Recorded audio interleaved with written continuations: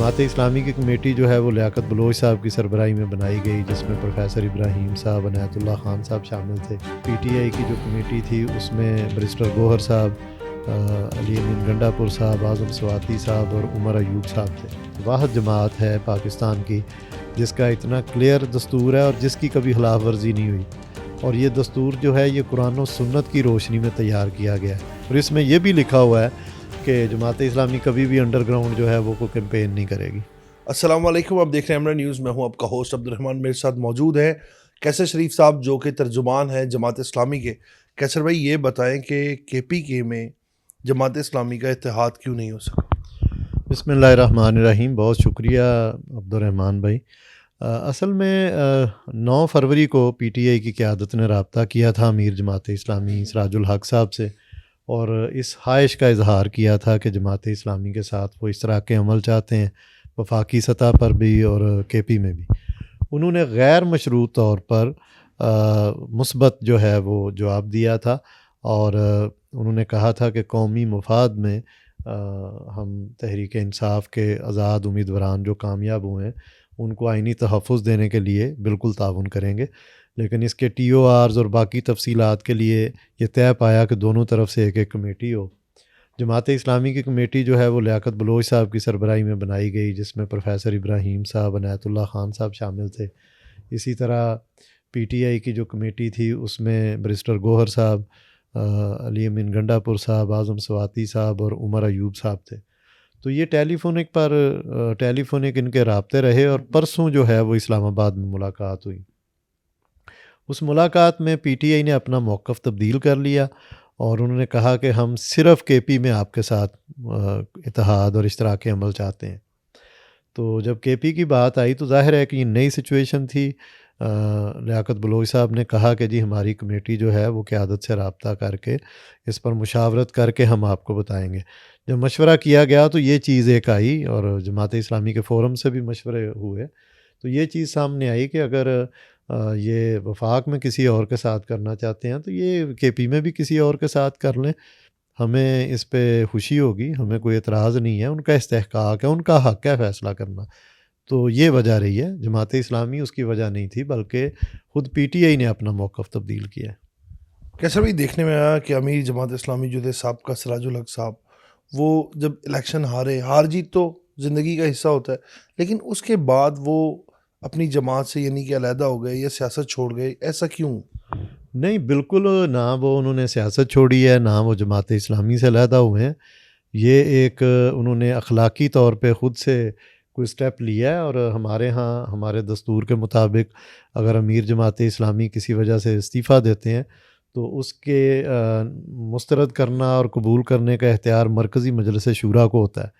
تو اس کنڈیشن میں پھر سیکرٹری جنرل جماعت اسلامی امیر العظیم صاحب نے اجلاس جو ہے وہ 17 فروری کو لاہور منصورہ میں یہاں طلب کیا ہے، اور اس اجلاس میں اس چیز کا جائزہ لیا جائے گا، اور اس کے بعد جو ہے جو بھی صورتحال ہوگی وہ سامنے آئے گی۔ وہ اسٹل جماعت اسلامی کے امیر ہیں، اور جب تک ریزائن پر کوئی فیصلہ نہیں آتا وہ جماعت اسلامی کے امیر ہیں۔ سراج الحق صاحب اگر ریزائن دے دیتے ہیں اور جماعت جیسے کہ ایکسیپٹ بھی کر لیتی ہے تو کیسر بھائی اس کے بعد کیا لگتا ہے کہ کون نئے امیر کی جو ہے دوڑ میں آئیں گے یا نئے امیر جماعت اسلامی منتخب ہو سکتے ہیں؟ دیکھیں، اس میں ہمارے نہ تو کیمپین ہوتی ہے، نہ ہم اس طرح کے سوالات ایک دوسرے سے کرتے ہیں۔ میں رکن ہوں، اور اسی طرح جو رکن ہیں 45 سے 50 ہزار کے درمیان تعداد ہے، ایگزیکٹلی آ جائے گی۔ وہ خفیہ بیلٹ کے ذریعے وہ بھیجتے ہیں۔ شورا کی طرف سے جو 3 نام آ گئے ہیں اگلے امیر کے انتخاب کے لیے، اس میں سراج الحق صاحب ہیں، اس میں لیاقت بلوچ صاحب ہیں، اس میں حافظ نعیم الرحمان صاحب ہیں۔ تو ارکان جو ہیں یہ ان کی رہنمائی کے لیے شورا نے 3 نام دیے ہیں۔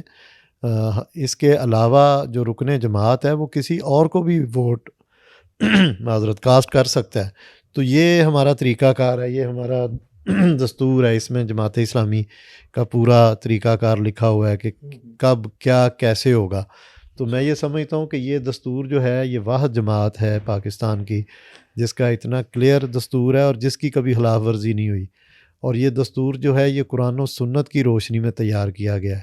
اس میں تمام تنظیم کو چلانے کا ایک ایک جو جز ہے وہ ڈال دیا گیا ہے کہ کون کیسے امیر بنے گا، کون کیسے امیر نہیں رہے گا، کون کیسے جو ہے وہ شورا بنے گی، شورا کو منتخب کیسے کیا جائے گا اور اسی طرح جو رکن ہے اس کے کیا فرائض ہوں گے اور ذمہ داریوں کے کیا تقاضے ہوں گے، ذمہ داریوں کے حلف کیا ہوں گے.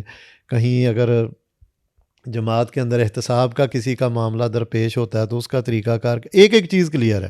اور اس میں یہ بھی لکھا ہوا ہے کہ جماعت اسلامی کبھی بھی انڈر گراؤنڈ جو ہے وہ کوئی کیمپین نہیں کرے گی. جی کیسر بھائی، قاضی صاحب کے بعد کوئی بھی جو امیر ہیں جماعت اسلامی کے وہ اتنے ایگریسو نہیں تھے. حافظ نعیم صاحب دیکھنے میں نظر آ رہا ہے کہ وہ بڑے ایگریسو ہیں اور انہوں نے بھی اپنی سیٹ چھوڑ دی.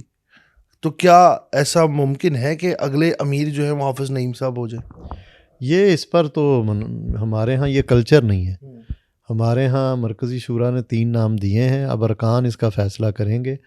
اور ہمارے ہاں یہ بھی کلچر نہیں ہے کہ نتائج کو اس طرح اناؤنس کیا جائے کہ کس نے کتنے ووٹ حاصل کیے ہیں. سمپل جو ہمارا صدر الیکشن کمیشن ہے آج کل راشد نسیم صاحب ہیں، اور ایک آزاد اور خود مختار ادارہ ہے ہمارے ہاں جو 5 افراد پر مشتمل ہے، جس کے صدر راشد نسیم صاحب ہیں، 4 افراد اور ہیں ممبر اس کے، اور یہ بھی منتخب ہو کے آئے ہیں شورا سے.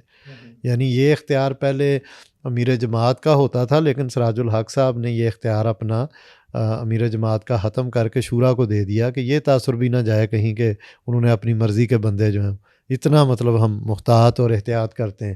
تو یہ ارکان پر ہے کہ ان تینوں میں سے یا کسی اور کو منتخب کرتے ہیں، کس کو اپنی رائے دیتے ہیں. بہت شکریہ آپ کا کیسر صاحب. جیسے کہ میرے ساتھ کیسر شریف صاحب موجود تھے اور انہوں نے بتایا کہ یہ تمام ارکان کا فیصلہ ہوگا کہ کون نئے امیر جماعت اسلامی منتخب ہوتے ہیں. 3 بڑے نام دیے گئے ہیں اور فیصلہ آنا باقی ہے. تمام ارکان ڈیسائیڈ کریں گے کہ نئے امیر جماعت اسلامی کون ہوں گے. یہ کسی ایک بندے کا فیصلہ نہیں ہوتا یا کوئی پرسنالٹی جج کر کے یہ فیصلہ نہیں کیا جاتا. انہوں نے کہا کہ ہمارے جو منشور ہے یا ہمارا جو دستور ہے ہم اس کے مطابق چلتے ہیں، جو کہ قرآن و سنت کی آئین کے مطابق ہم لوگوں نے بنایا ہے. اسی کے ساتھ اپنے میزبان کو اجازت دیں. آپ سے پھر ملاقات کریں گے نئے پروگرام کے ساتھ. تب تک کے لیے اللہ نگہبان.